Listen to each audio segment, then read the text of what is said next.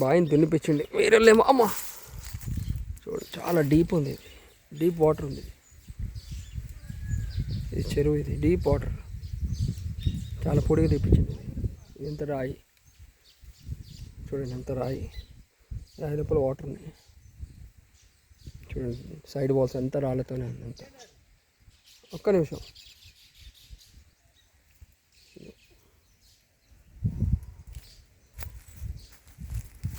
పిచ్చుక గోళ్ళు కూడా ఉంది. పిచ్చుక గోళ్ళు ఫుల్ ఉన్నాయి, ఫుల్ వాటర్.